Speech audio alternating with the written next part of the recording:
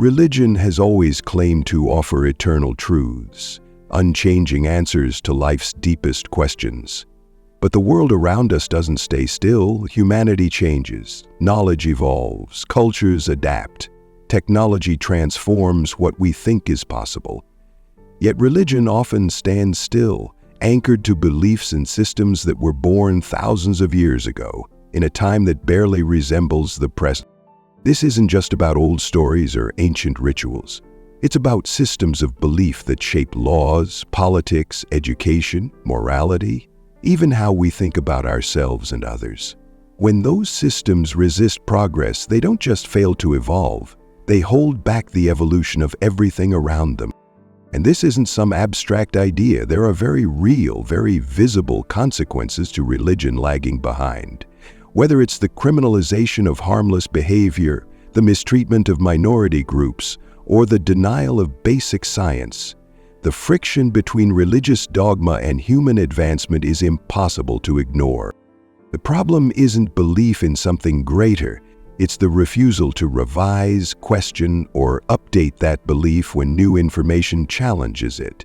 Most human systems evolve, our science changes, our laws adjust, our cultures shift, but religion tends to fossilize, locking in values, customs, and worldviews from an age when the earth was thought to be flat and disease was blamed on spirits. Why does this happen? Why are religious systems so slow or even unwilling to evolve alongside everything else? Part of the answer lies in structure. Religion isn't just a personal experience, it's often a deeply institutional force. It's built on texts considered sacred and immutable.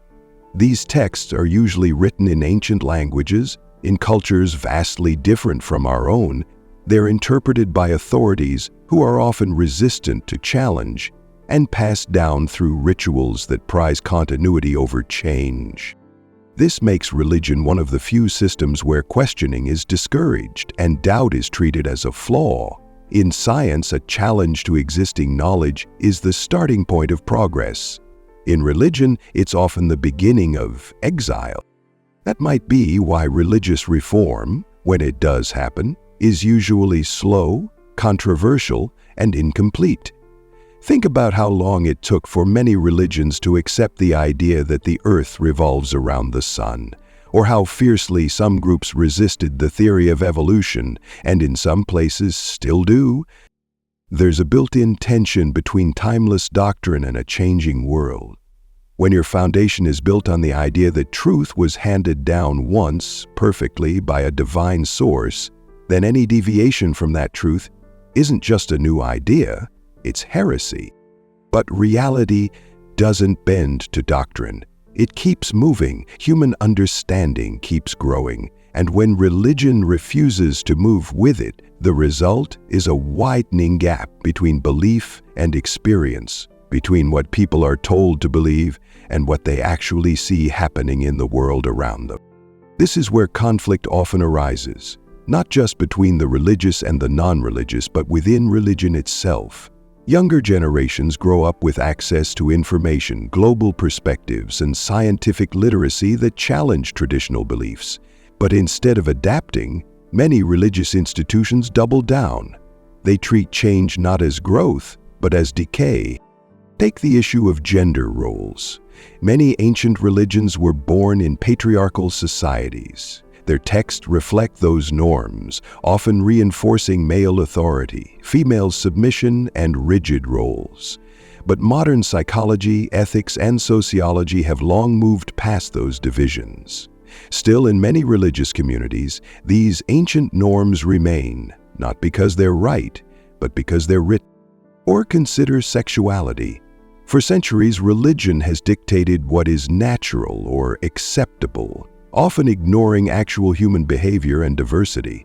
It's not uncommon for doctrines to label entire groups as sinful simply for existing. Meanwhile, science has shown us that human sexuality is complex and varied, rooted in biology, not ideology. But that hasn't stopped religious systems from using outdated moral frameworks to shape policies, influence education, and marginalize people. Even when leaders acknowledge the need for change, institutional inertia is hard to overcome. There's pressure to protect tradition, there's fear of backlash, and there's always that lingering idea that if the text was divinely inspired, then to question it is to question the divine. That's a powerful barrier to progress. It's one thing to admit a scientific theory needs updating. It's another to admit your deepest convictions might be flawed, especially when they're tied to your identity, your community, and your sense of purpose. But clinging to beliefs simply because they are old isn't wisdom, it's nostalgia. And nostalgia doesn't solve modern problems. We often think of religion as a source of moral guidance, but moral understanding evolves. What we considered acceptable a few hundred years ago, slavery, child marriage, brutal punishments, are now seen as deeply unethical, not because of religion, but often in spite of it. The irony is that many religious institutions only shift their positions once society has already moved, when public pressure becomes overwhelming, when the cost of staying still becomes higher than the cost of adapting. Then change happens. Reluctantly, slowly, and often framed as if it had been there all along. We've seen this happen repeatedly. Religious groups that once opposed interracial marriage, women's suffrage, and civil rights now claim to stand for equality. But that change didn't come from within. It came from people, often outside those institutions, who pushed forward without waiting for permission. This pattern matters. It shows that moral clarity isn't frozen in Scripture. It's built over time, through empathy, experience, and conversation, through reasoned thinking, not rigid obedience. And yet, religion often insists that morality without divine instruction is impossible, that if we remove God, we lose meaning. But this isn't reflected in reality. Non-religious societies like those in Scandinavia consistently rank higher in measures of well-being, equality, education, and human rights. They show that people can be kind, cooperative, and ethical without needing fear of eternal punishment to behave decently. That's not to say religion can't inspire good. It often does, but it's not unique in that. Art, philosophy, friendship, and shared humanity do the same. Without the threat of hell or the promise of heaven, the deeper issue is when religion ties morality to dogma, making goodness dependent on compliance rather than critical thinking. When morality is based on following commands instead of understanding consequences, it becomes brittle. It can't adapt to nuance or account for new realities. For example, medical ethics. Modern medicine presents questions the ancient world couldn't have imagined. Genetic engineering, organ donation, end-of-life care. But in many religious systems, the answers must still come from books written before the discovery of bacteria. That creates real-world problems.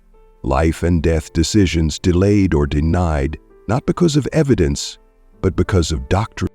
Or take climate change, a global crisis requiring urgent collective action. Some religious groups have taken it seriously, others dismiss it, citing beliefs that the world will end soon anyway, or that nature is simply a tool created for humans to dominate. That's not just a private belief, it's a public hazard. This gap between belief and reality isn't just inconvenient, it can be dangerous.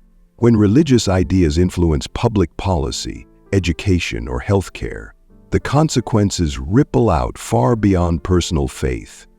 Think of abstinence-only sex education, or laws that limit reproductive rights based on religious definitions of life, or the rejection of vaccines and medical treatment in favor of prayer.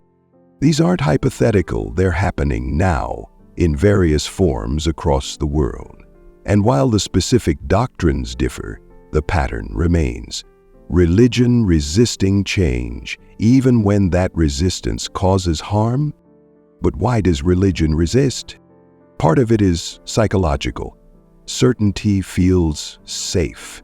In a world full of change and complexity, religion offers fixed answers. That can be comforting, even when those answers no longer match what we know to be true. It's easier to cling to certainty than face the unsettling idea that our most cherished beliefs might need to change. There's also the role of identity. Religion isn't just a set of ideas. It's community, family, history. Challenging it can feel like betrayal. This emotional weight makes it hard for people to question what they've been taught, even when the evidence is overwhelming. And for those in power, religious leaders, institutions, entire hierarchies, change threatens authority. If one part of the doctrine is wrong, what else might be? If the scripture needs revision, who gets to revise it? That uncertainty undermines the very structure they're built on. So instead of evolving, many religious systems build walls. They create intellectual bubbles, separating the faithful from outside influence. They discourage questioning, label doubt as weakness, and treat reformers as threats. And while some branches of religion adapt and modernize, others harden into fundamentalism, a reactionary stance against the modern world. Fundamentalism isn't about faith. It's about fear. It's the fear that the world is changing too fast, that new ideas will erode old certainties, that openness will lead to collapse. And in response, it builds stricter rules, sharper boundaries, and stronger us than them thinking. But fear doesn't stop change. It just makes it more painful. The reality is, religion doesn't evolve because it was never designed to. Not in the way science, law, or culture are. It's built on the idea of timeless truth, the belief that what was written once should apply forever.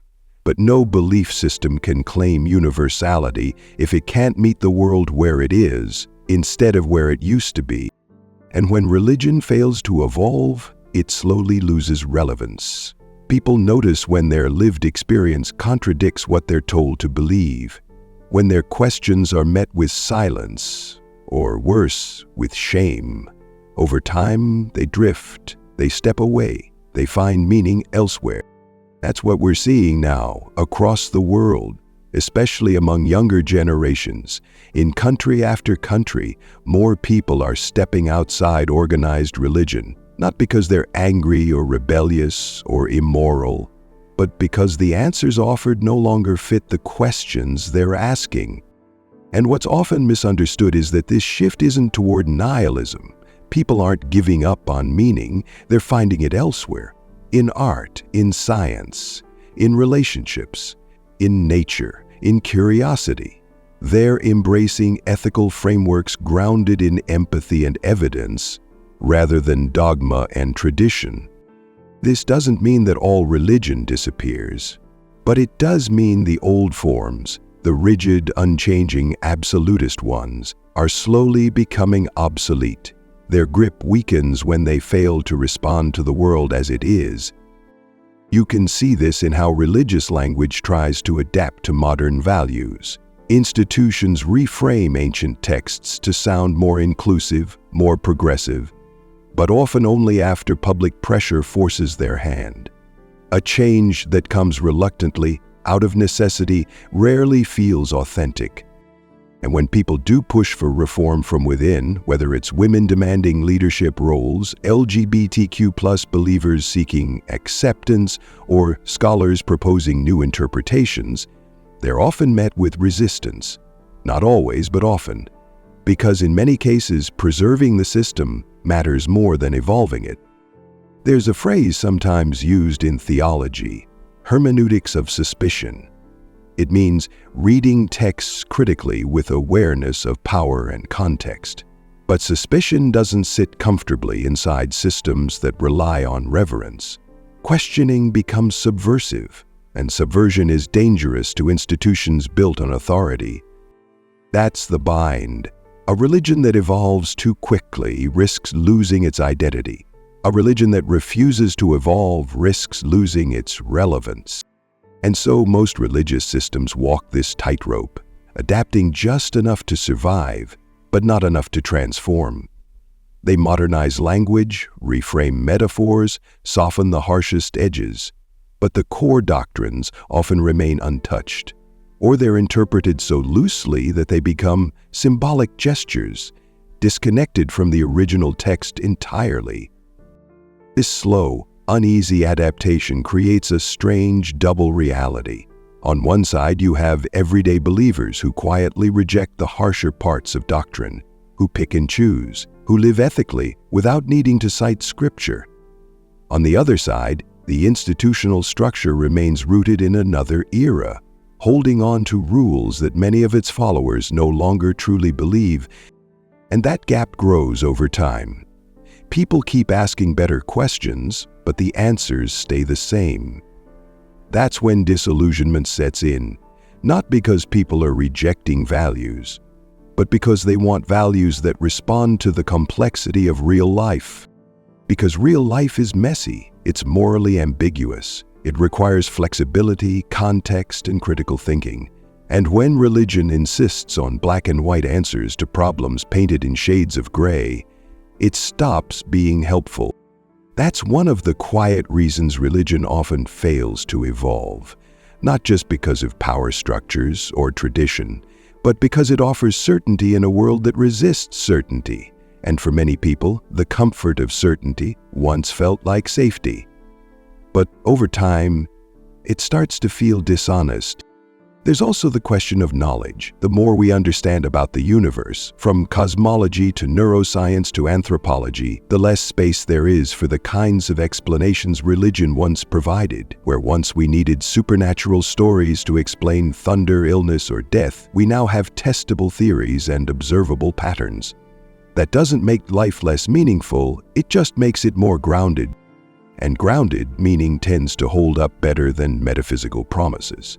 A morality based on empathy and well-being can be applied across cultures. A worldview based on evidence and openness can adapt as new information emerges. That's what makes progress possible. But religious frameworks often resist that kind of flexibility, not because they're malicious, but because they weren't built with change in mind. They were built to preserve, to transmit, unchanged, across generations.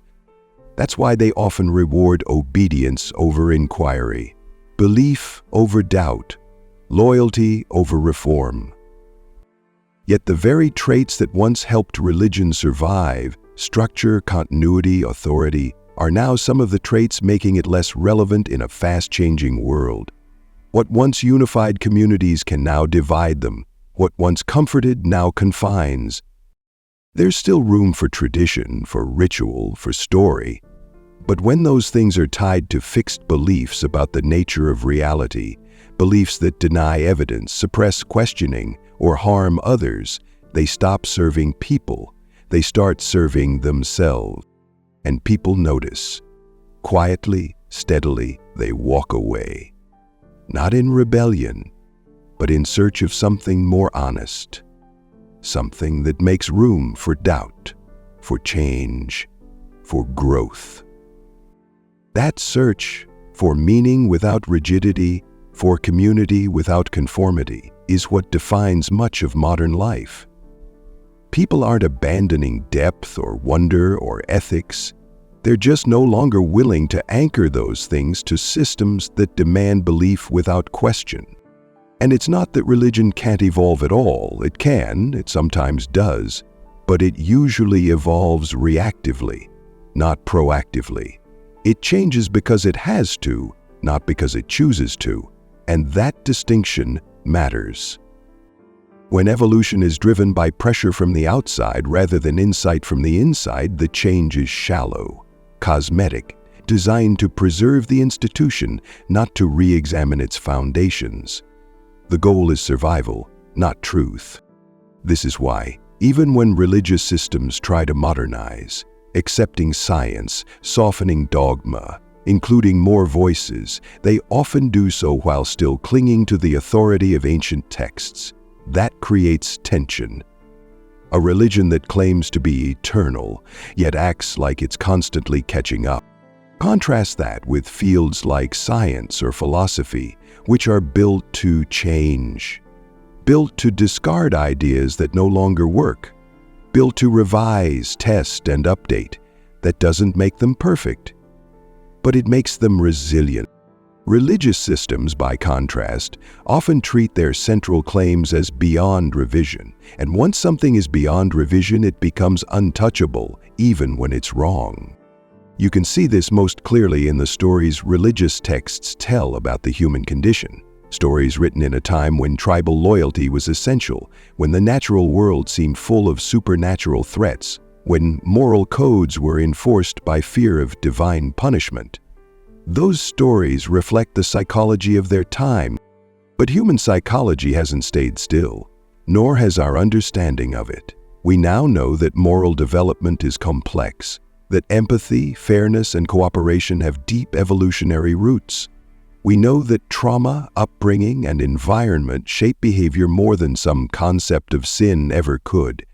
We know that shame and guilt aren't the only ways to teach right from wrong. Yet many religious systems continue to rely on these older frameworks: sin, punishment, obedience, as if human beings are static, as if the only way to be good is to follow rules handed down long ago.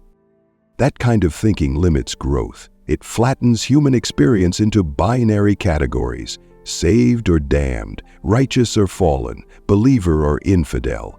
And it's not just inaccurate, it's reductive. It strips away nuance, complexity, individuality. This is especially harmful in education. When religious doctrine shapes what children are taught about science, about history, about their own bodies, it undermines their ability to think critically. It replaces open inquiry with prepackaged answers. And it discourages the very mindset that makes progress possible. In the long run, that doesn't just hurt individuals, it weakens societies. The most resilient cultures are those that can adapt, revise, innovate. But that requires letting go of the idea that some truths are off limits, that some ideas must be protected from challenge. The irony is that many religions claim to be about truth, and yet they're among the few institutions that resist the methods most effective at discovering it. And that resistance to evidence, to ambiguity, to change, is not just a philosophical problem, it's a practical one. In a world facing rapid technological shifts, global pandemics, climate instability, and complex moral dilemmas, we can't afford systems that lag behind reality. We need ideas that are responsive, that can adjust when new information emerges, that can incorporate diverse perspectives without demanding uniform belief, that can tolerate and even embrace uncertainty. Because uncertainty isn't the enemy of meaning, it's the space where growth happens. In that sense, the failure of religion to evolve is more than just a historical curiosity. It's a challenge for the present.